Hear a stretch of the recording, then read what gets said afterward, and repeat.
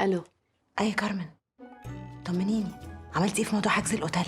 ما انا قلت لك سيبي الموضوع ده عليا انا وما تقلقيش. طيب لحظه وهرجع لك تاني. ايه يا بصبص، طمنيني عملتي ايه في موضوع حجز الاوتيل؟ ما انا قلت لك سيبي الموضوع ده عليا انا وما تقلقيش. لحظه وهرجع لك تاني. الو. ايوه يا استاذ كامل، طمني عملت ايه في حجز الاوتيل؟ ما انا قلت لك سيبي الموضوع ده عليا انا وما تقلقيش. الاوتيل جاهز وفي انتظارنا. الاوتيل جاهز وفي انتظارنا. الاوتيل جاهز وفي انتظارنا.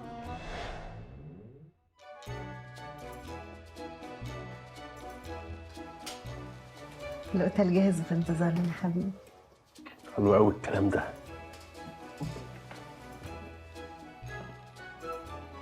انا مش عارف ليه عيني الشمال بترف.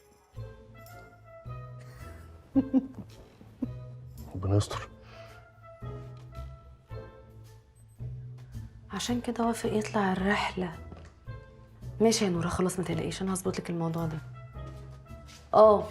طيب انا هاخد موافقه من المصدر وابعت لك التحقيق جاهز على النشر. ماشي، يلا سلام. ايه يا حبيبي، اجهز لك حاجه لرحله بكره؟ لا لا لا مش عايز.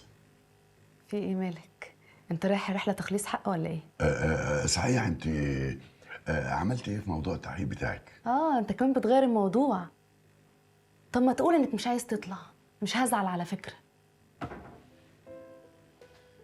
انا مش عارف انا عايز ايه يا كارمن، ومش عارف انا مالي. بس بقول يعني اهي فرصه ان احنا نفصل شويه وبقالنا كتير ما سافرناش مع بعض. انا عارفه اللي شاغل بالك. ممكن بقى تنسى كل حاجه وتفضي دماغك، ولما نرجع ربنا يحلها يا سيدي.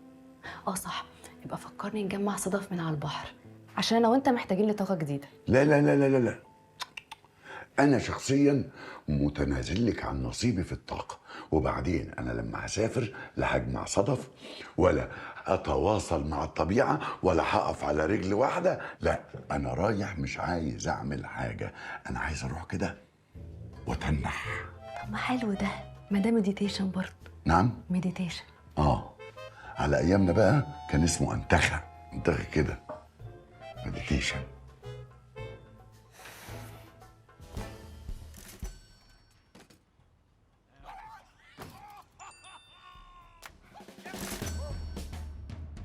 Can I just ask how heavy you are? Do you have a number for that?